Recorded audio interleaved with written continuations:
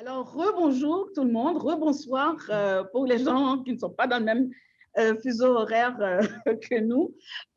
Donc, nous voilà donc à notre session 2.8 du symposium. La session 2.8 est intitulée « Environnement, mouvements sociaux et participation citoyenne ». Alors, pour mettre un peu le contexte, je vais vous lire un extrait du résumé que vous avez sur le site, le résumé de la session. Environnement et mouvements sociaux semblent synonymes, tant l'environnement est associé aux émergences, luttes, discours et dynamiques de mouvements sociaux contemporains.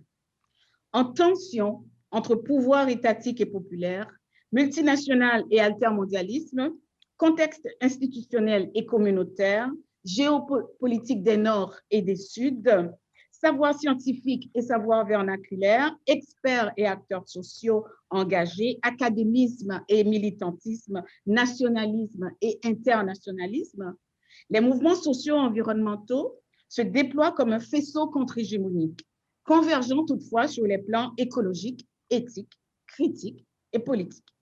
Ils façonnent ainsi divers modèles de mobilisation et participation citoyenne.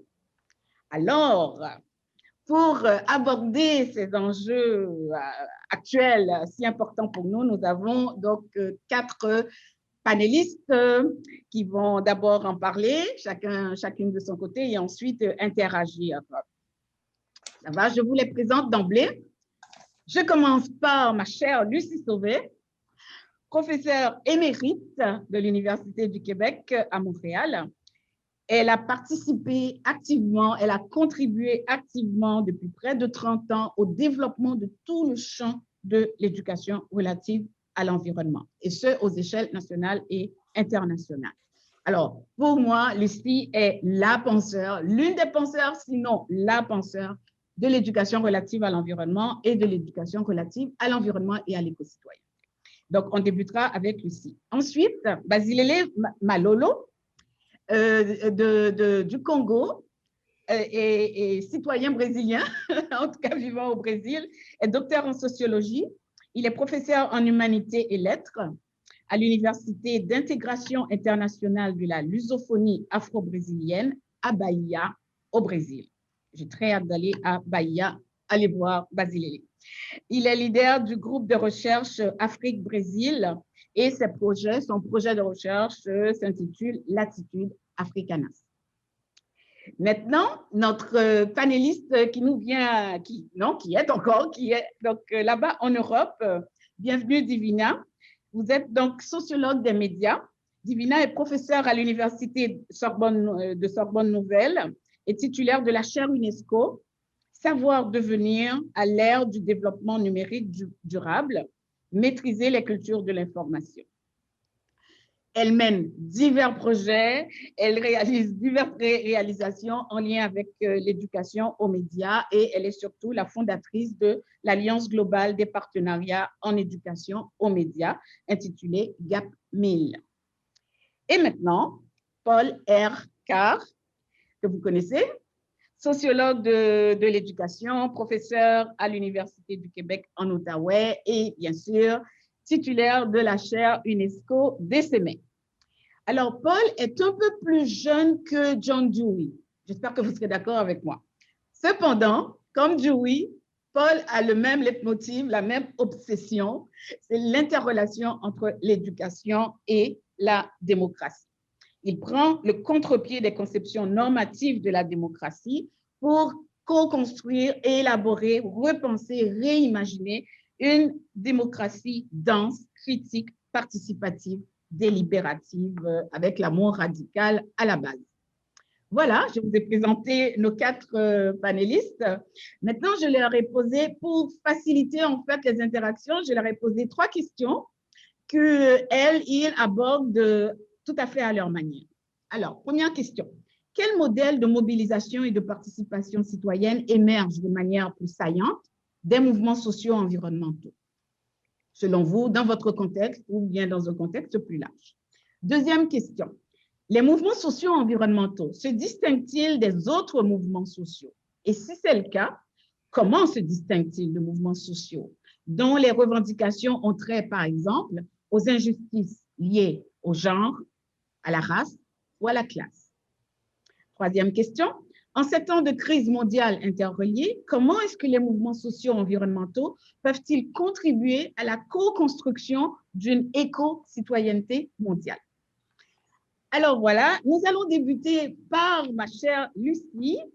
Lucie, tu as 5 minutes donc, pour nous donner un petit peu l'essence de ta pensée et puis tu pourras revenir plus tard. Ça te va? Alors, oui, merci Gina et bonjour tout le monde. Alors, un petit avis quand même, après 4 minutes et demie, Gina, Oui, oui. ça aidera. Après 4 Donc, minutes, je dirais qu'il reste 1 minute.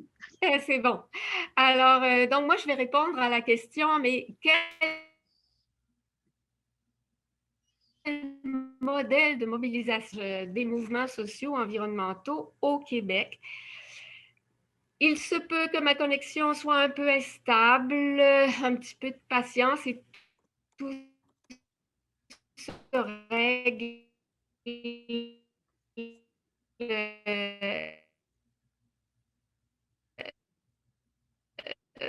bon, dans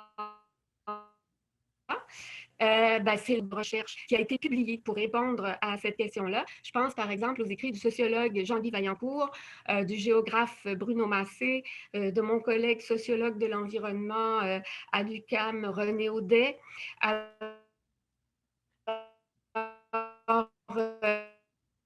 Donc, oui, il y a une belle littérature, donc de voir un peu porter cette réflexion-là, mais je vais l'aborder de mon point de vue très personnel, finalement.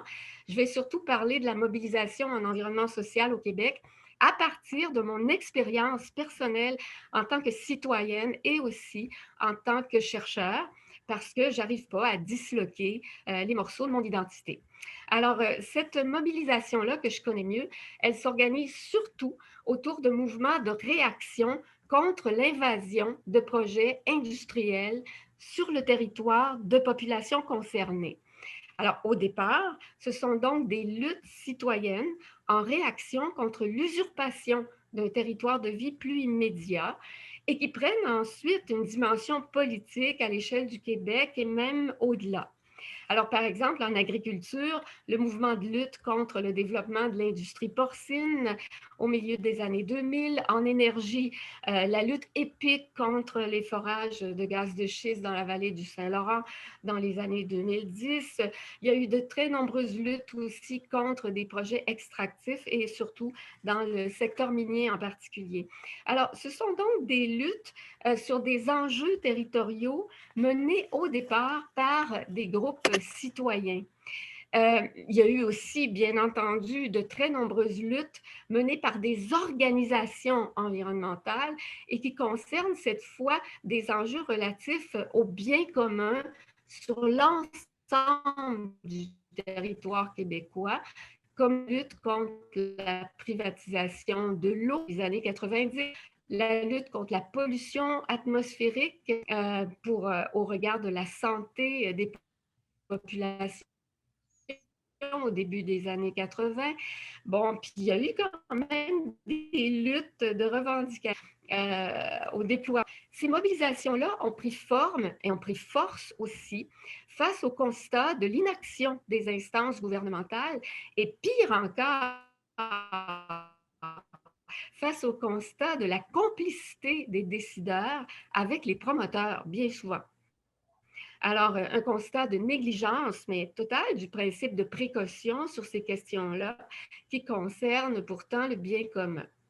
Alors, on s'est rendu compte, les citoyens se sont rendus compte finalement, très exigeantes, d'exercer une vigile critique, de dénoncer, de résister, de rechercher l'information, de faire enquête, de soulever des hypothèses et bien souvent de les vérifier par eux-mêmes.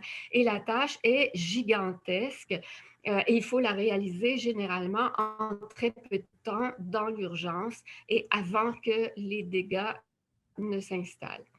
Et puis, les citoyens prennent rapidement conscience que l'invasion industrielle, le projet dit de développement qui s'annonce, ne concerne pas seulement leur territoire, ça dépasse largement le syndrome du « pas dans ma cour » dont on les accuse, hein, ils se rendent compte que la cour, finalement, la cour en question, c'est en fait celle de l'ensemble des villages, des villes, celle de la région tout entière et plus encore celle de tous les territoires occupés du monde. Et puis, les citoyens se rendent compte aussi rapidement que l'atteinte à l'environnement est indissociable de l'atteinte à la santé des populations, en lien avec la qualité de l'eau ou de l'air, par exemple. Ils constatent qu'il y a usurpation de leur milieu de vie, de leur sécurité, de leur paysage, de leur patrimoine, du bien commun. Alors, on apprend que la lutte environnementale, eh bien, elle est aussi une revendication de justice écologique. Puis, on parle maintenant de Une minute, Lucie. Oui, ah oui. Une Il faut petite minute. reconnaître que ces mobilisations-là, localisées au départ. Alors, il faut reconnaître que ces mobilisations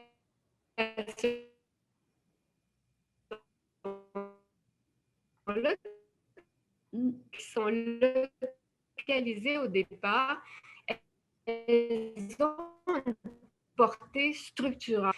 Et chacune d'elles contribue à la construction d'un réseau de collaboration ailleurs, de sorte que quand apparaît une nouvelle menace au bien commun, ben là, il y a là toute une population qui est prête à se mobiliser. Donc, je soulignerai peut-être tout à l'heure les nombreux gains et victoires qu'il faut célébrer à l'issue de ces luttes-là sur le plan légal, réglementaire, sanitaire, économique, culturel. En tout cas, sans ces luttes-là acharnées, c'est sûr que le paysage environnemental du Québec ne serait pas le même aujourd'hui. Le paysage serait transformé, usurpé, saccagé. Voilà. Merci, merci, chère Lucie. Et désolée de te précipiter comme ça, d'accord? Tu pourras revenir tout à l'heure. Merci. Maintenant, on va demander à Basilele de prendre la parole. Basilele, 5 minutes. Oui, merci Gina. Oui, vas-y. Ouais, je vais être aussi rapide là. 5 minutes, c'est un peu là. Mais Ah, c'est vrai, c'est vrai. Pour aller au cœur même de la chose. Oui, par la dernière question, comme ça je vais remonter. Je dirais, bon, la dernière question, non? Dans ce temps de crise, non? Qu'est-ce que nous pouvons comme contribution? Je pars de Boaventura de Sousa Santos, qui est le sociologue portugais. Dans son effort de construire, disons, un paradigme interculturel, il nous propose l'herméneutique diatopique, avec toutes ces conditions pour qu'il y ait un dialogue entre les différents peuples. Et ces débats de cette herméneutique diatopique nous mènent en même temps dans deux questions. Il y a une tendance, disons, d'un débat à l'universel. Je mettrai par exemple l'intellectuel Achille Mbembe, le Camerounais. Et de l'autre côté, il y a une tendance aussi de faire les débats à partir du particulier. Et je suis en train de parler à partir du Brésil, mais aussi je suis situé au Congo et presque j'accompagne ce que le mouvement panafricain est en train de faire dans le monde. Maintenant, entre les deux pôles, de l'universel et le particulier, peut-être il y a une voie au milieu. Il faudrait alors réconcilier les choses. Peut-être je me retrouve là. Et ici au Brésil, le débat fait, la population noire, qui est autour de 55%, nous disons que nous avons un projet de nation pour ce pays. Alors l'État brésilien devait nous écouter, les intellectuels, les activistes noirs. Dans le débat brésilien, nous avons proposé, par exemple, la politique de réparation des actions affirmatives, et surtout en regardant les particuliers, parce qu'il y a des questions qui concernent les Noirs et les femmes noires. Mais aussi, nous savons qu'il y a des politiques publiques qui ont besoin, disons, d'une approche universelle. Dans ce cadre, il faut réconcilier ce qui est universel ou universaliste et ce qui est particulier. C'est ça la démarche où nous allons. Maintenant, nous comprenons en même temps que toute démarche doit partir des communautés.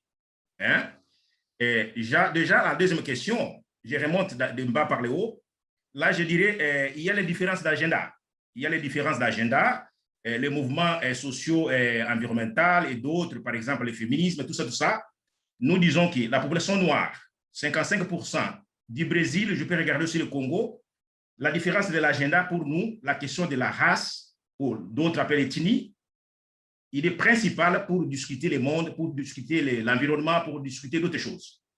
Sinon, on ne va pas comprendre.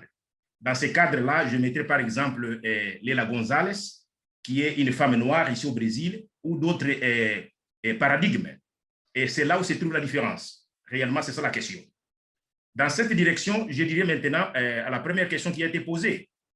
La population noire au Brésil, et je dirais aussi en Afrique, au Congo, nous proposons un paradigme.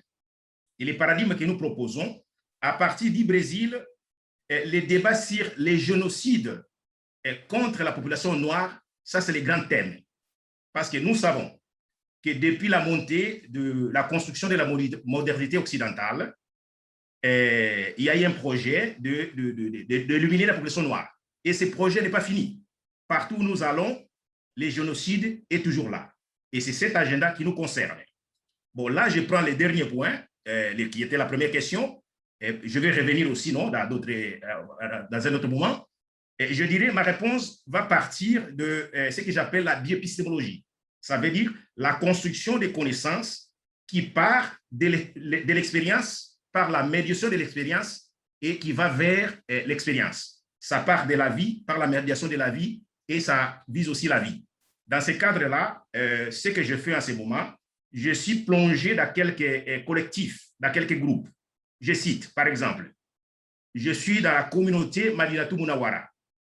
Ça, c'est un groupe, dans sa base, c'est la spiritualité africaine.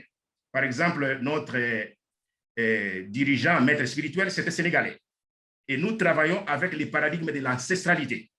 Une petite je suis minute, inséré aussi. Une minute seulement, non? Oui. Pour finir là, ouais. Je citerai ici les groupes de l'harmonie, Harmony with Nature. C'est une autre plateforme où je suis.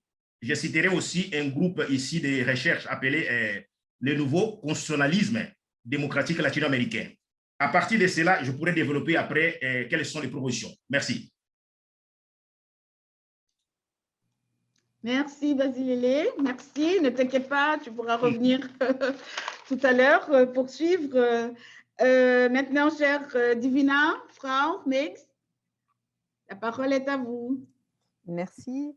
Alors, je vais essayer de creuser les différences et la diversité culturelle sur ces positionnements. Je réponds plutôt à la question 1, c'est la question des mobilisations. Moi, ce qui me frappe, c'est la diversité des formes d'engagement qu'il y a en France et je dirais peut-être en Europe, sans vouloir trop généraliser, avec une espèce de manière de faire. On est beaucoup dans le pragmatique dans ces mouvements-là. Alors, les mots, l'épistémologie dont parlait Basilele, alors c'est protection de la nature, développement durable, transition écologique, croissance verte. Vous voyez un peu la terminologie qui bouge là. Et c'est des manières de faire qui, pour le moment, n'ont pas vraiment pointé vers du changement social. Parce qu'en fait, je crois qu'il faut arriver à une maturation de la réflexion pour articuler ce que disait Lucie, les échelles territoriales et puis les échelles juridiques, parce qu'elles sont contraignantes, et que du coup, le mouvement de la base va contraindre les autres, ceux qui résistent et ceux qui font de l'obstruction, quoi. Donc, ce que je voulais peut-être marquer, c'est des changements que je vois et qui sont liés au numérique dans les formes de mobilisation. Et pour moi, le modèle, ça a été le mouvement Nuit debout, avec des manifestations sur les places publiques, des occupations contre la loi de travail, mais aussi contre l'aéroport de Notre-Dame-des-Landes, qui allait être une catastrophe écologique, et qui pointe vers une convergence des luttes, parce que là, on voit arriver effectivement le problème de la pauvreté, de l'inclusion, des mouvements effectivement ethniques. Et donc, ce que j'ai remarqué quand je regardais le mouvement Nuit debout, c'est qu'il y avait plusieurs choses qui venaient en ligne de compte. Il y avait les effets structurants des réseaux, parce que les gens se sont connectés en ligne, se donnaient rendez-vous pour des mobilisations en flash mob, n'importe où sur des places, donc une occupation visuelle qui amène les médias et qui donc introduit de facto l'arrivée, une médiatisation, et puis une scandalisation justement par rapport aux médias, c'est-à-dire faire des choses pas acceptables, une forme de désobéissance civile. Et une forme de réciprocité aussi, hein, entre gens qui ne se connaissent pas, hein, ce qu'on appelle la force des liens faibles, hein, notamment en ligne, hein. Des gens qui s'entraident alors qu'ils ne se connaissent pas, des gens qui montent, une chaîne vidéo ici, hein, qui la diffusent là, qui font la publicité, hein. Et surtout donc la reterritorialisation, quoi. C'est-à-dire que ça pouvait se passer en ligne peut-être au début, hein, mais tout de suite, hein, on retombait sur les territoires, très, très marqués, très, très particuliers. Donc pour moi, ça, c'est un début de changement, hein, social en utilisant le numérique, de manière positive, même si on sait que le numérique pollue, mais ça, c'est un autre débat pour tout à l'heure. Donc c'est ça qui, pour moi, me guide dans mon analyse du reste. Et alors, qu'est-ce qui s'est passé depuis Nuit debout? C'est intéressant, je voudrais mettre 2 éléments en parallèle, 2 exemples en parallèle. 2018, l'affaire du siècle, l'a bien nommé, hein, c'est-à-dire la campagne de justice climatique, hein. Donc là, un nouveau vocabulaire, hein, justice climatique, et 4 associations, hein, donc des ONG à la fois nationales et globales, hein, et on voit bien la reterritorialisation, hein. On a Greenpeace France, Oxfam France, hein, et puis Notre Affaire à tous et la Fondation pour la nature et pour l'homme, qui se réunissent et elles font quoi? Elles font une pétition. C'est-à-dire à nouveau l'acte démocratique de base. On recueille des signatures de gens qui s'engagent, hein, et on utilise le numérique pour faire des pétitions en ligne, hein, 2 millions en un mois. Pas mal. Ça se poursuit, hein, par un recours contre l'État. Donc on est quand même dans une inversion, hein, un recours contre l'État de la base, hein. En France, c'est assez inédit, je ne sais pas ailleurs, mais bon, avec un dépôt au tribunal administratif de Paris, ce qui n'est pas anodin parce que c'est vraiment le tribunal qui s'occupe de la vie quotidienne. C'est juste dire, ça nous concerne à tous, ça concerne la façon de se loger, de se nourrir, de boire, de consommer, quoi. Et ce recours, bizarrement, et alors là, c'est triomphe, hein, en 2021, le tribunal reconnaît la faute de l'État. Là, en février, il y a 2 mois, hein. Donc et l'État, il a 2 mois pour, reconnaître, et soumettre, hein, des observations et prendre des mesures. Et si ça ne marche pas, eh bien, il va y avoir un 2e jugement possible avec des mesures contraignantes. Donc je vous laisse dans ce suspense-là, hein. Voilà.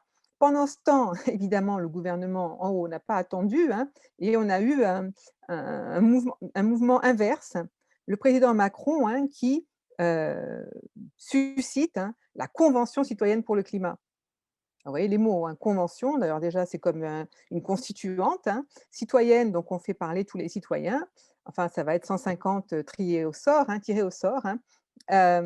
Une réunion pendant pratiquement 1 an, hein, des délibérations qui vont aboutir à 150 propositions de nature législative. C'est-à-dire à nouveau, hein, essayer de passer à la partie Une petite juridique minute, et Divina. légale. Tout à fait, j'y arrive, hein. Voilà, donc là aussi, on est sur des charbons ardents, hein, parce que les propositions ont été remises donc l'année dernière, hein. Elles visent à réduire l'effet de serre, hein, tout vise à réduire l'effet de serre. On est vraiment sur le réchauffement climatique, l'urgence numéro 1, hein. Il semblerait que dans l'analyse, hein, la majorité des propositions a été reprise au moins en partie dans des formes de régulation et des mesures juridiques, hein. Mais l'idée, par exemple, de réviser la Constitution, hein, et d'introduire le climat, hein, comme un droit de base irréductible, hein, rencontre des résistances, hein, de même que l'idée d'avoir un référendum sur ces questions. Mais je pense que ça n'est que partie remise, hein. Donc une autre forme de mobilisation qui dépasse le gouvernement, hein. Macron pensait qu'il allait bien tenir en laisse ce mouvement.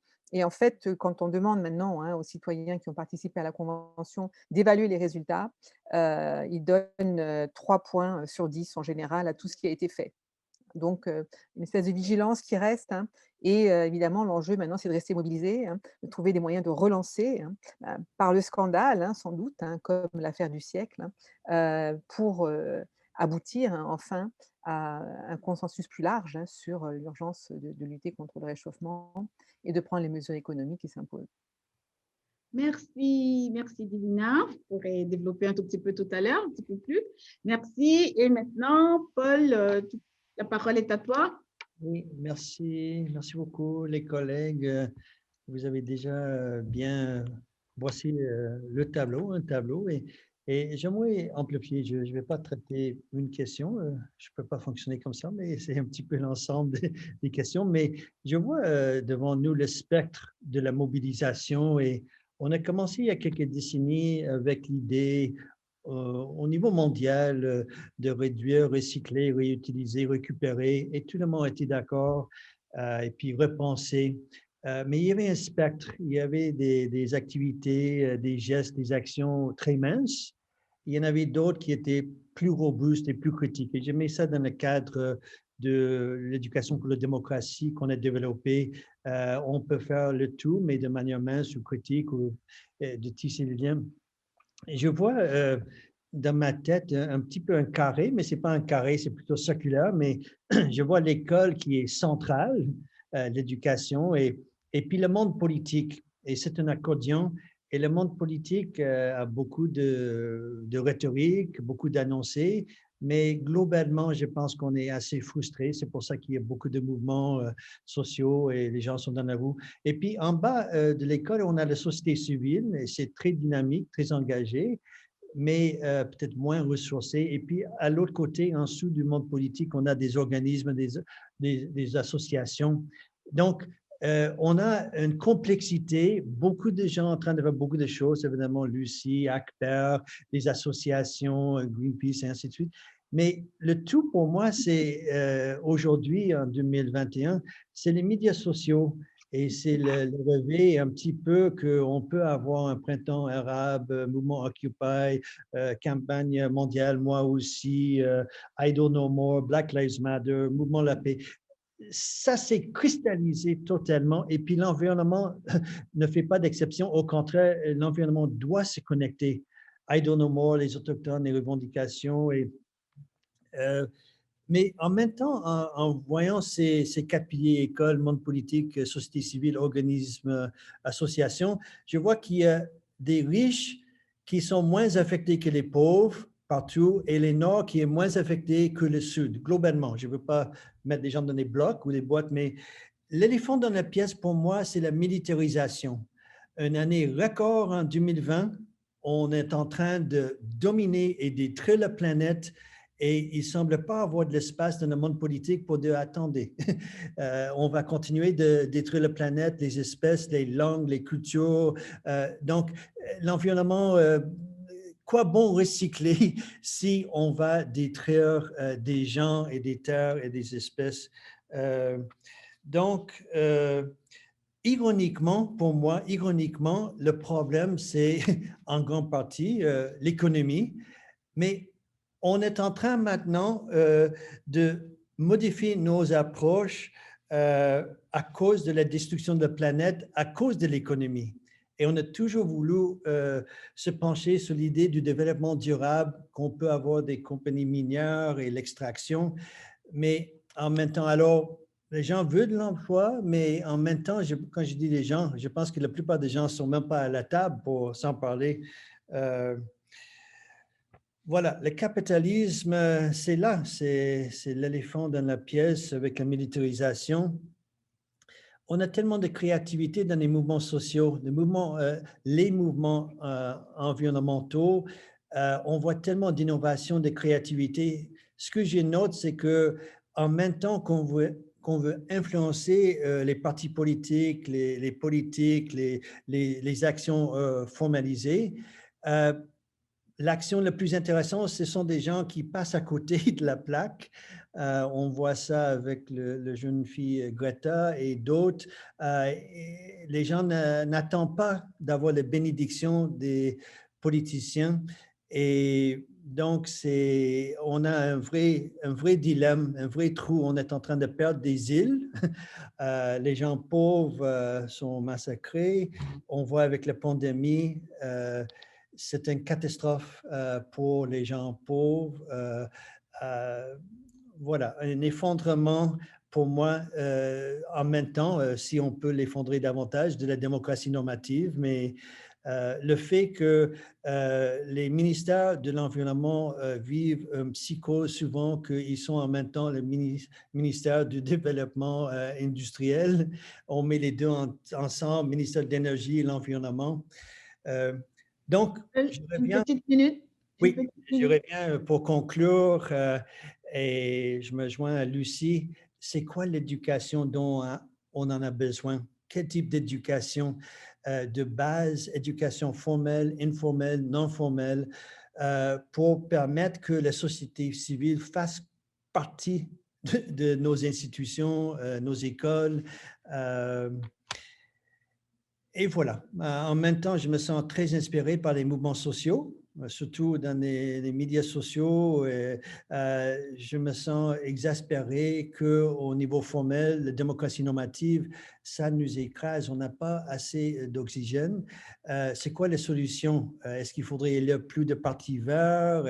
Est-ce qu'il faudrait voter davantage? Mais non, je pense que les mouvements sociaux sont en train de changer et c'est grâce à eux, les luttes qu'ils mènent, qu'on va nous ramener. Je me joins à Basile, le racisme, c'est pas juste George Floyd, et donc il faudrait aller beaucoup plus loin. Et puis je souhaite que les mouvements environnementalistes se joignent plus au mouvement pour les droits des Autochtones, antiracisme, pour la paix, et ainsi de suite. Voilà, merci. Merci.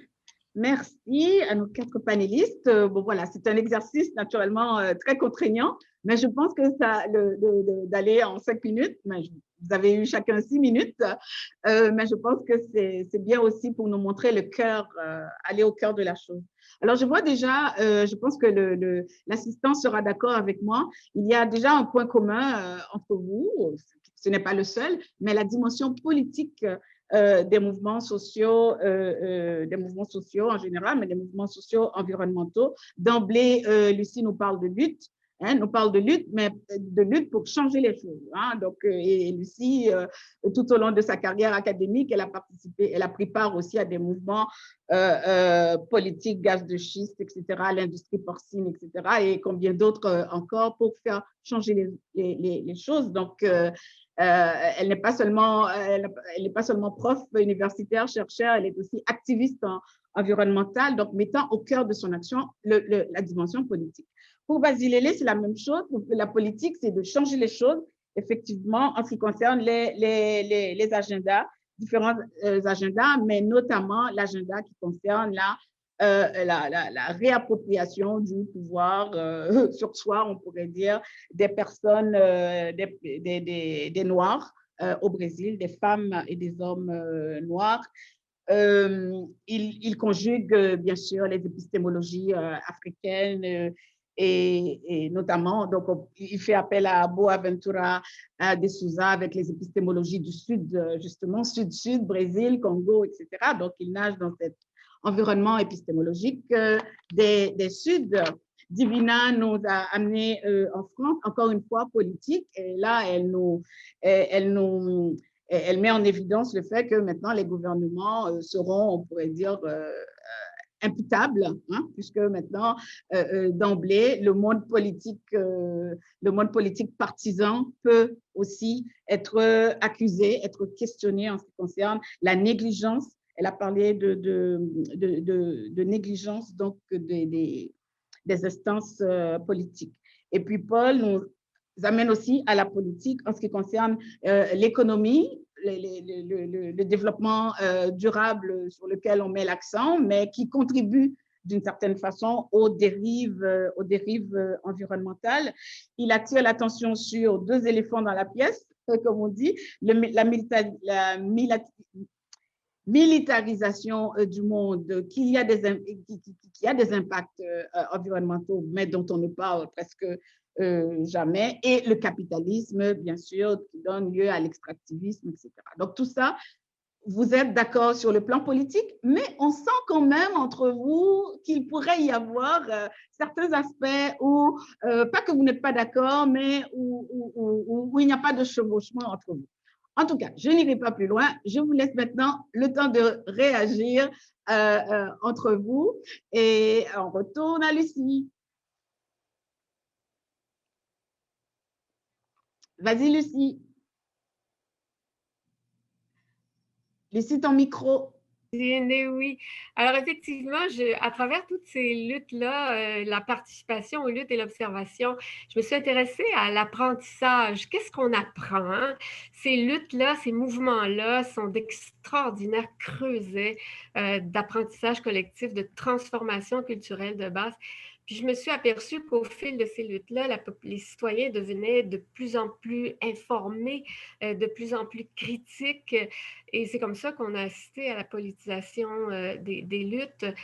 J'ai observé que les gens avaient appris finalement l'engagement politique et puis ils avaient développé des compétences comme par exemple apprendre quelles sont les structures politiques en place, le droit, l'arsenal des règlements, comment on interagit avec des élus, comment on participe aux consultations publiques.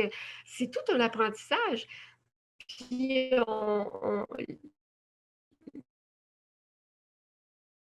la revendicativement, je pense qu'on apprend dans ces mouvements-là à réinventer, à inventer la démocratie active.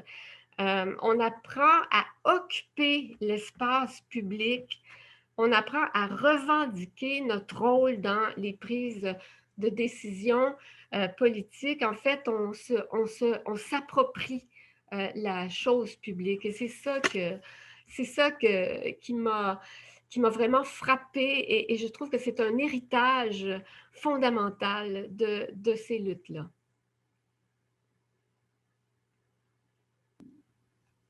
Oh là là, fondamental, hein? Fondamental. Merci, Lucie. Est-ce que Basilele peut interagir avec... Comme c'est pour chercher les dialogues, non? Et je pense que même quand nous parlons de l'éducation comme la base, non? Pour aussi surmonter beaucoup de ces défis-là, cette crise écologique, ontologique, de toute dimension. Et moi, je dirais, les débats faits au Brésil, par exemple, durant les gouvernements Lula, il y a eu une loi appelée la loi 10-6-36. Mais bon, cette loi oblige l'enseignement de l'histoire, la culture africaine et afro-brésilienne. En d'autres termes, c'est l'Afrique qui doit occuper ce pays aussi dans les universités. Mais les universités continuent avec les modèles eurocentrés. Donc, les savoirs sont européens. Il y a un problème. Si les savoirs indigènes du premier peuple d'ici n'arrivent pas aux universités, les savoirs africains n'arrivent pas aux universités, donc nous avons des problèmes. Même pour créer des nouveaux paradigmes. C'est ça les problèmes. Et même l'Afrique aussi a ces problèmes-là parce qu'il y a encore des modèles qui sont eurocentrés. Bon, maintenant, quand nous proposons les nouveaux paradigmes avec les nouveaux contenus, des nouvelles méthodologies, bien sûr, inspirées dans ce cadre-ci de l'Afrique. Donc, je suis en train surtout de proposer, par exemple, les écrits du professeur Tchekata Diop, Théophile Obenga, Foukiao et d'autres. Et ça veut dire, les Noirs qui vivent, par exemple, aux Amériques, dans l'ère diaspora, 500 ans disons, de vie aussi, nous avons des expériences que nous voulons porter à l'humanité. Hier, j'ai parlé, par exemple, de Teresa de Benguela, qui est une femme du Congo qui a été esclavagisée ici. Mais les Quilombo de Palmares, mais nous avons des bases d'éducation pour fournir à ce monde. Et notre paradigme est différent. Le paradigme africain, il est très différent de ce que nous appelons en Occident. Ici, il faut par exemple valoriser les sensibilités, ce que j'appelle la raison poétique. Hein? Boaventura appelle ça l'émotion. Mais les sensibilités, il faut les valoriser. Il faut valoriser les spiritualités. Parce que ça va nous donner d'autres dimensions, comment nous devons nous relationner par rapport à la communauté univers, nature, à la communauté des êtres humains et à la communauté sacrée ancestrale. Donc, c'est l'autre paradigme et nous pensons que ces paradigmes peuvent basiquement nous donner des pistes pour la solidarité planétaire, comme on le dit. C'est un peu ça dans ce sens-là. Merci, merci Basilele. Allez-y, Divina, vous voulez réagir, interagir avec vos co-panélistes? Oui. Oui, et aussi avec vous, parce que je suis assez d'accord sur la dimension politique qu'on partage, mais je crois qu'on est assez d'accord aussi pour dire que tous ces mouvements-là sont très, très méfiants à l'égard des idéologies. Hein. En tout cas, en France, on renvoie la droite et la gauche. Il y a un dégagisme généralisé, quoi, hein, qui est frappant, sans parler de la cancel culture même, hein, mais vraiment une méfiance, hein, vraiment, et un refus de retomber, hein, dans la récupération politique, quoi. Et donc, s'il y a quelque chose peut-être qui caractérise ce mouvement, et me semble-t-il, ou une convergence, c'est et une opposition peut-être, hein, et là je rejoins un peu ce que dit Paul, le politique actuel et l'économie actuelle et la militarisation actuelle, c'est du court-termisme. C'est vraiment des gens qui réagissent là, maintenant, qui pensent qu'à leur précaré, hein, leur pouvoir, voilà, hein, et que l'écologie, c'est du long-termisme, quoi. Donc pour moi, c'est peut-être ça, les points de clivage où on risque de plus se retrouver, hein, si on va vers des extrêmes. C'est que, dans le long-termisme, on sait que c'est pas soutenable, le capitalisme d'extraction. Bon, voilà, quoi. Donc dès qu'on prend une position long-termiste, la nature a de l'importance, toutes les espèces comptent, toutes les races, toutes les îles, quoi, hein. Parce qu'on sait bien qu'il y a un équilibre de la planète, hein, et que dès qu'elle est déséquilibrée, de toute façon, elle est plus forte que nous, hein, donc elle va nous balayer, hein. Là, ça va être le coup de la planète qui nous dégage, ça risque bien de nous arriver, hein. Et on le voit bien avec tout le mouvement aussi de l'anthropocène, hein, cette idée qu'on est maintenant arrivé à une étape où toute la production humaine, hein, est plus la masse, hein, de production humaine, béton et compagnie, hein, est plus importante que la masse de la nature, hein.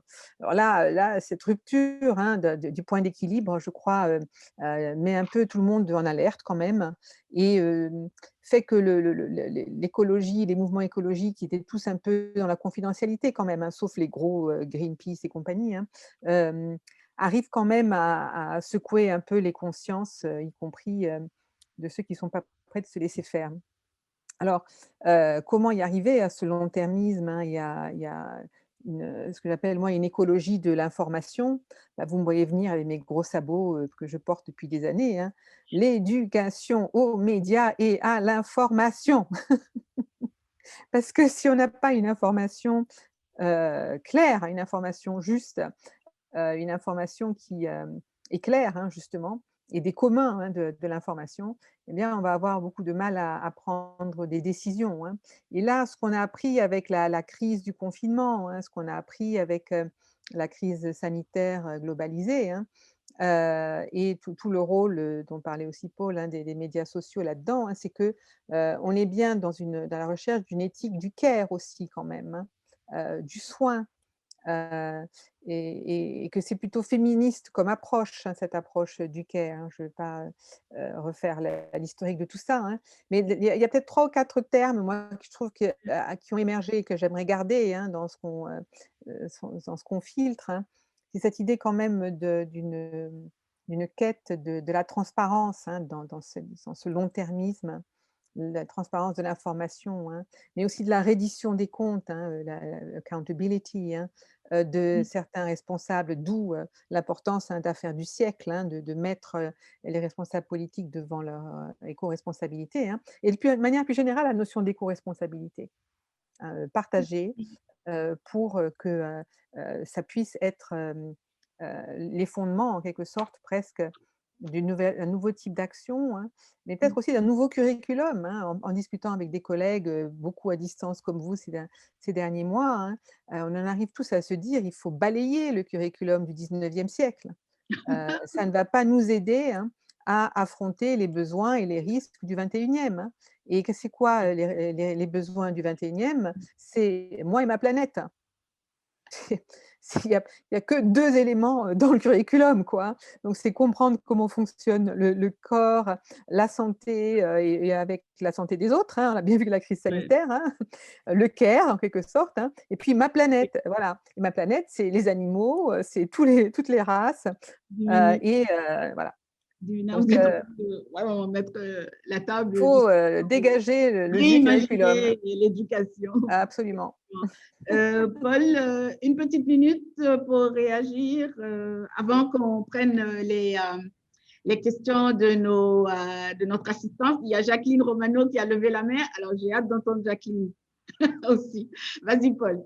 Oui, merci beaucoup. J'ai beaucoup aimé le court-termisme. Moi, je trouve que c'est une question de survie. On n'est plus dans un débat. Est-ce qu'on va faire quelque chose? Qu'est-ce qu'on devrait faire?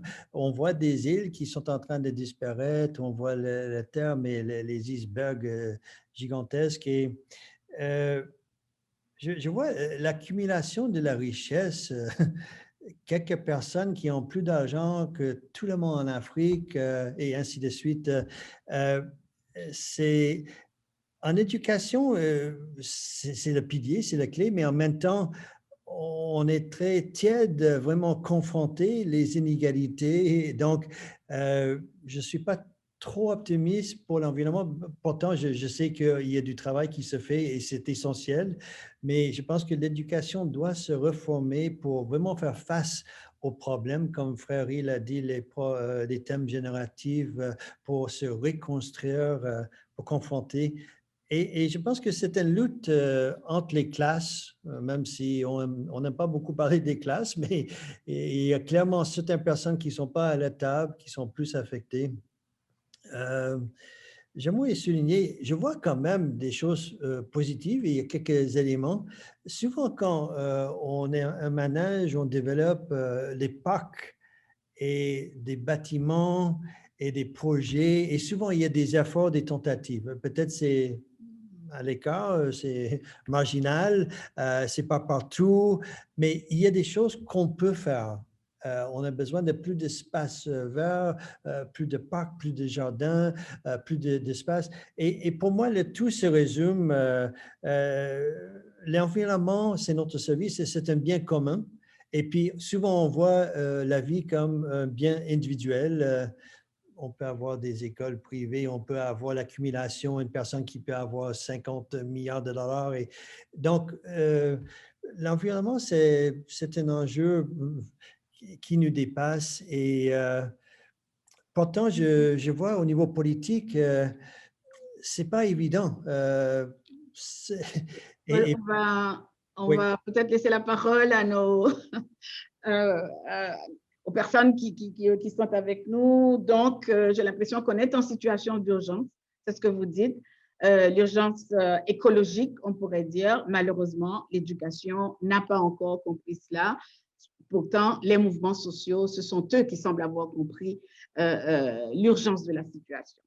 Alors, voilà comment je pourrais synthétiser vos réactions. Jacqueline, chère Jacqueline, la parole est à Oui. toi. Autrement tes D'abord, blagues. je veux remercier beaucoup les 4 panélistes et Gina aussi comme modératrice.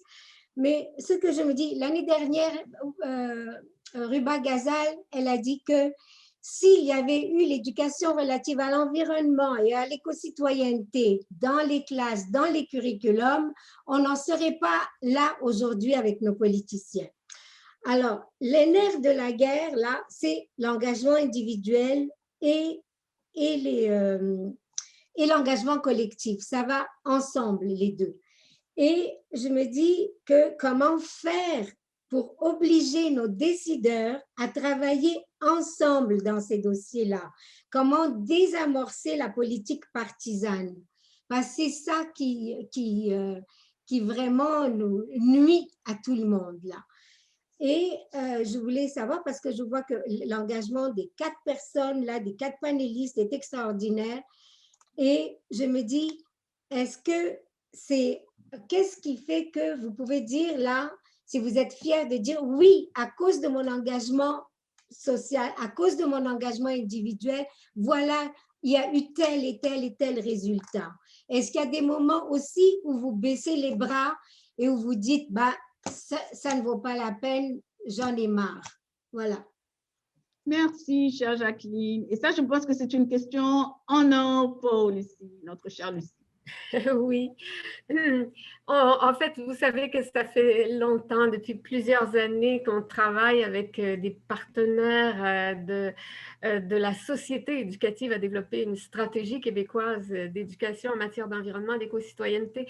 Et j'ai tellement hâte que l'éducation formelle, et ça depuis les tout petits jusqu'à l'université, reconnaissent les formes, la validité des formes d'apprentissage dans les dynamiques sociales d'engagement environnemental, que ce soit dans les luttes de façon réactive ou de façon proactive, dans toutes ces initiatives créatives qu'on voit émerger là, au nom de la transition ou de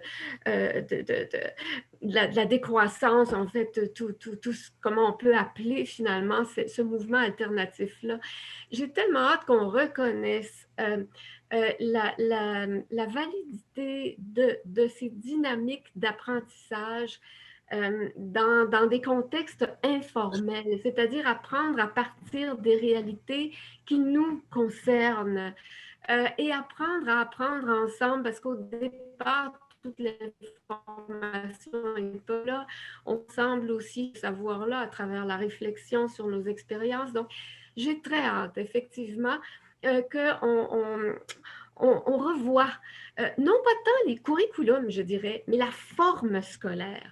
Parce que peut-être que les programmes, ils sont, oui, mais si on pouvait se référer à des programmes, mais en faire un peu ce qu'on veut dans une forme scolaire qui soit décloisonnée, qui laisse de la place au travail collectif à partir de projets qui ont du sens. Donc, pour moi, c'est pas tant Lily. Il y a des espaces dans les programmes pour travailler. C'est la forme scolaire qui pose problème. Donc, oui, j'ai très, très hâte qu'on s'en inspire, d'une part, de ces dynamiques d'apprentissage-là en projet, mais aussi que l'école, le milieu scolaire, forme des jeunes mieux préparés à s'y engager.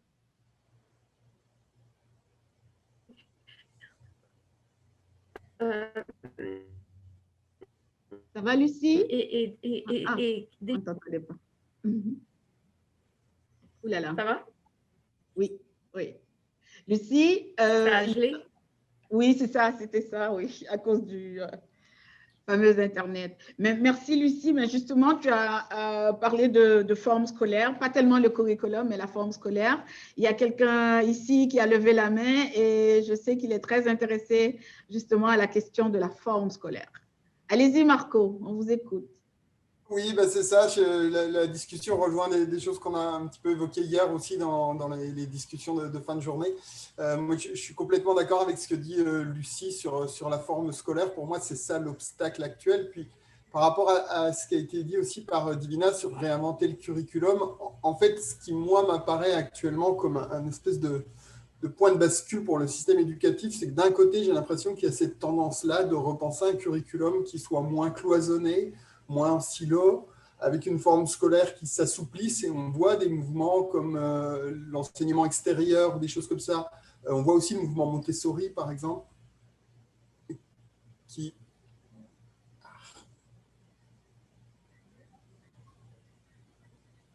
Ouais.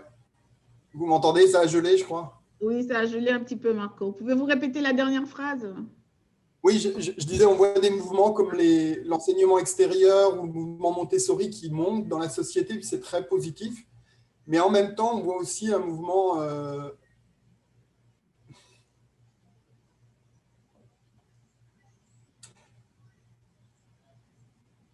Ah, je crois que ça ne va pas avec Marco. Bon, en attendant qu'il revienne, quelqu'un d'autre aurait une question à nos panélistes? De l'extérieur, moi, je voulais intervenir là. Allez-y, vas-y, Lélé, allez-y. Oui, l'éducation là, bon, premièrement comme ça, je pense que c'est toujours, ça va dépendre beaucoup des réalités, des non-réalités, hein, parce que je parle à partir du Brésil, on est au sud ici, quand on regarde l'Afrique, d'autres contextes, tout ce que nous disons prennent d'autres dimensions, hein. Alors, je dirais, cette éducation-là qu'il faut valoriser, je dirais, ce n'est pas l'éducation environnementale, parce que l'environnement, c'est un concept que nous questionnons aussi. Moi, je viens de sortir d'une table ronde maintenant. Ici, en Amérique latine, on met en question, par exemple, le terme environnement. Pas seulement ça, même les écrits des professeurs, les philosophes congolais, Tchamale Gantumba, l'environnement, les milieux, je ne sais quoi, ce sont des concepts aussi qui ont des problèmes. Hein? Alors, qu'est-ce que l'on propose? Quand nous regardons Bolivie, nous regardons Équateur, Pachamama comme concept, ça me dit beaucoup. Je vais de faire un texte où je suis en train de réfléchir sur ce qu'on appelle, nous appelons dans nos langues occidentales de la nature ou natureza. Et aussi, là, Descartes nous donne beaucoup de problèmes. Il y a beaucoup de problèmes avec ce concept. Alors, le philosophe Tchamara Gantumba propose la connature, par exemple. Mais moi, je dirais qu'il faudrait, par exemple, reprendre les concepts Yoruba de la communauté Oru Aye. Oru, disons, c'est l'univers invisible. Et Aye, c'est l'univers visible, le monde que nous vivons là. Donc, quand nous mettons ça, donc, ça change beaucoup de choses parce que c'est l'autre paradigme pour développer. Et pour finir, je pense que l'investissement en éducation, ce n'est pas seulement l'éducation formelle. Parce que où nous sommes ici, les communautés noires, partout où elles sont, elles ont des pédagogies. Je suis en train de parler des terroirs, des candomblés, terreiro que nous appelons, ou santaria, par exemple. Je suis en train de parler des cycles de capoeira. Je suis en train de parler de toutes les associations que vous trouvez partout. Il y a des projets d'éducation. Donc, le financement ne peut pas seulement être sur l'éducation formelle. L'État doit se tourner vers le financement de l'éducation non formelle. Parce que là aussi, nous avons des savoirs. Et ces savoirs peuvent, en beaucoup, changer le monde. Donc, dans cette direction que je vois. J'aurais d'autres choses, mais je laisse pour provoquer ici. Non, merci Basilele, c'est très important. Vous nous amenez justement une autre vision, hein, une vision nécessairement décoloniale, on pourrait dire, des concepts même, donc une déconstruction décoloniale des concepts que nous chérissons. Merci Basilele. Vous savez quoi? En raison du temps, justement, je vais demander à chaque panéliste de nous faire une petite synthèse de sa pensée, peut-être en 1 minute chaque personne. On va commencer avec Lucie. Lucie, vas-y. De cette discussion, de ces interactions. En fait, je pense qu'on est parti des mobilisations citoyennes. Ça va, la connexion n'est pas très stable, mais ça va. Bon, alors on est parti de l'idée des mobilisations citoyennes et je pense qu'il faut les célébrer comme des creusets de transformation culturelle majeure. Il y a une culture écologique qui est en train de s'installer peu à peu. Et je pense qu'effectivement, Basile soulignait les limites des mots qu'on utilise. Hein. Les mots, les récits sont importants. Donc, et justement, cette culture écologique nouvelle nous amène à revoir les mots qu'on utilise et les récits qu'on fabrique et qu'on se partage. Merci, chère Lucie. Je vais aller à Divina. Une petite synthèse de ce dialogue entre vous. Oui, alors c'est difficile de faire une synthèse parce qu'on emploie des choses très importantes hein, et on revoit le vocabulaire. C'est vrai que moi, ce qui me frappe en ce moment, et c'est peut-être la position que j'essaye de me donner à toute cette étape de ma vie, hein, pour répondre à Jacqueline, où est-ce qu'on en est, qu'est-ce qu'on pense qu'on a fait, qu'est-ce qu'on pense qu'on peut continuer à faire, où j'essaye de pousser toujours ces questions d'éducation aux médias. Je pousse maintenant pour une éco-éducation aux médias, hein, pour qu'on ait une convergence des luttes là aussi. Mais je prendrais un peu personnellement la position un peu de Krasnik en Europe, qui dit que, toujours dans cette histoire de court terme, long terme, là, hein, quelque part, il faut que nous devenions les bons ancêtres. Les bons ancêtres des jeunes qui arrivent. Hein, et ce proverbe, hein, je ne sais pas s'il est africain, je le soupçonne, hein, qui dit qu'en fait, nous, la planète, hein, c'est les jeunes qui nous la prêtent. Hein. Et je pense que ça va venir des jeunes, et il faut que ça vienne des jeunes, parce que nous sommes trop pris dans le monde d'avant. Hein, et des mouvements comme Fridays for Future, hein, mentionné Greta Thunberg, etc., hein, des jeunes qui, tous les vendredis, voilà, font des marches pour le climat, etc. Les marches, les pétitions. Hein. Il faut occuper le territoire jusqu'à ce qu'il y ait une masse critique qui fasse basculer, hein, et qu'on prenne des décisions. Et à ce moment-là, je pense qu'en tant qu'humains, nous pouvons devenir ces bons ancêtres qui essaieront de passer un relais un peu plus propre à nos jeunes. Merci, merci. Vous nous laissez justement de quoi réfléchir et poursuivre la discussion et puis entreprendre des actions, parce que c'est le but aussi du symposium, hein, de voir quelles sont les actions possibles, quels sont les projets de collaboration possibles, etc., pour poursuivre le tout. Alors, je donne la parole à qui? Est-ce que notre modérateur ou notre technicien peut nous laisser encore 3 à 5 minutes? J'espère que oui. Qui est là? C'est Carl. Tu peux nous laisser encore 5 minutes? Bien sûr que je peux vous... Merci. Merci, Carl. Alors, on va aller à Basilele, une petite minute pour une synthèse de cette discussion que vous venez d'avoir ensemble. OK. Merci. Ces débats aussi nous rappellent la discussion entre les droits des reconnaissances d'identité d'une part et les droits de redistribution de l'autre côté, l'économique, les social, les culturels et tout ça. Je parle à partir du Brésil. Je regarde un peu l'Afrique, les Congo, tout ça. Mais il est un fait que, premièrement, nous, spécialement, la population noire, nous devons travailler notre identité, nous voir pour nous situer dans le monde et prendre un paradigme qui n'est pas étrange à nos réalités, pour ne pas nous retrouver dans une situation d'aliénation. Ce n'est qu'après cela que nous allons maintenant dialoguer avec les autres pour essayer de construire. Je pense qu'il y a plusieurs propositions de l'UNESCO, ainsi de suite. Alors, c'est dans ce cadre-là. Les derniers points, par exemple, je rejoins Paul K. quand il a cité la question de la militarisation. Quand on parle de la militarisation, du point de vue de la population noire, nous sommes en train de voir l'État moderne, un État génocidaire, dans l'histoire que nous connaissons. Par exemple, si vous prenez cette dynamique à partir du Brésil, ici, il venait de mourir de 27 personnes. La police a envahi les favelas, a tué des jeunes. C'est tous les jours. Ça, c'est la dispute du territoire. C'est la même chose, le peu de communautés qu'il y a des Quilombo, où il y a encore la terre, il y a la dispute ici. Hein? De la même façon, la guerre du Congo, c'est les territoires, ce sont les armes. C'est pour cela, je pense que quand Paul Carr nous met cette question, c'est très important. Qui fabrique les armes et ça sert à quoi? Ça, c'est une réflexion à faire. Et là, nous devons nous unir et tout le monde dénoncer ça pour changer ce monde-là. Allez, merci beaucoup. Merci, Basilele, de nous amener aussi, de reprendre aussi ce point de vue de Paul, mais de l'amener aussi, de mettre ça au cœur des luttes écologiques, hein, la démilitarisation, en fait. Et justement, on va laisser la parole à Paul pour conclure. Paul? Oui, merci beaucoup. J'ai tellement aimé la contribution de tout le monde. Comment tu as lu aussi la transformation écologique majeure et Divina et Basilele.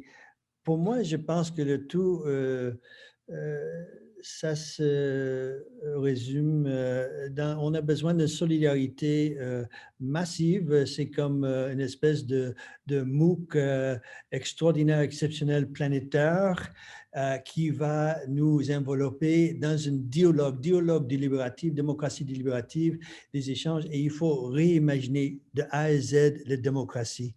Je trouve qu'on va avoir beaucoup de difficultés. On doit repenser les ressources, l'économie, la culture, la manière qu'on prenne des décisions. Je suis entièrement d'accord avec les mouvements sociaux, mais il ne faut pas non plus que les structures politiques en place continuent d'aller dans un autre sens. Mais pour moi, le verre est moitié plein et il y a beaucoup d'espoir et vraiment une très belle discussion. Moi, personnellement, j'aimerais être ministre de l'Environnement pour 6 mois au moins. Je serai congédié par la suite, mais il faut avoir un esprit audace pour repenser qu'est-ce qu'on pourrait faire parce que les gens veulent aussi. On pense que les gens ne veulent pas. Non, les gens veulent vivre d'une autre manière. Bon, je ne peux pas parler pour tout le monde, mais il y a beaucoup d'espoir. Alors, merci beaucoup. On va voter pour toi, Paul. Allez. Merci. Merci. On applaudit nos panélistes. Une petite main d'applaudissements. Si tout le monde pouvait faire ça en même temps, un petit pop. Et voilà. Merci. Yeah. Ou bien on ouvre les micros tout simplement. C'est encore mieux. on peut entendre les applaudissements et les voir en même temps. Merci infiniment, Lucie Sauvé du Québec, la penseure de l'éducation relative à l'environnement et à l'éco-citoyenneté. Merci infiniment à Divina Frog-Mix de la France. Elle nous invite donc à être de bons ancêtres pour les futures générations. J'aime beaucoup cette formule. Merci à Basilele Malo Malo, le Congo au Brésil, mais son cœur est toujours au Congo et son cœur est maintenant au Brésil. Donc, finalement, il vit d'une certaine manière sa citoyenneté mondiale et son éco-citoyenneté mondiale. Et merci aussi à Paolo Polka, d'accord, pour justement le fait de mettre en évidence les éléphants dans la pièce comme la militarisation. Et mon Dieu, je sais si on est au cœur du sujet, puisque hier matin, je me suis réveillée avec ce qui se passe en Palestine. Ce matin, je me suis réveillée encore avec ce qui se passe en Palestine et ailleurs dans le monde. Et donc, effectivement, ne pas oublier cette dimension aussi importante des luttes écologiques, qui sont donc des luttes sociales, politiques, écologiques, éthiques, critiques, comme vous l'avez si bien mis en évidence pour moi. Vous savez quoi? Je vois ici des gens qui ont envie de parler, qui n'ont pas pris la parole, mais dans une demi-heure, à 15h30, il y a quoi? Il y a le happy hour virtuel. Alors, s'il vous plaît, si vous voulez poursuivre la conversation et poursuivre le dialogue et venir nous rejoindre, nous serons là. Et donc là, ce sera relax, d'accord, de manière plus informelle. C'est notre happy hour virtuel pour poursuivre les conversations, les thèmes touchés durant la journée. Alors, je vous remercie toutes et tous. Vous vous êtes joints à nous pour cette conversation et votre présence est importante, votre participation tout au long du symposium. Le symposium se termine seulement vendredi, alors on veut vous voir à la fois au happy hour en français, anglais, espagnol tout à l'heure, mais aussi demain, mais aussi jeudi, mais aussi vendredi. Alors, prenez soin de vous toutes et tous. Prenez soin de vous, prenez soin des vôtres, mais prenez soin aussi des autres. Alors, que tout se passe bien. À la prochaine. On vous aime.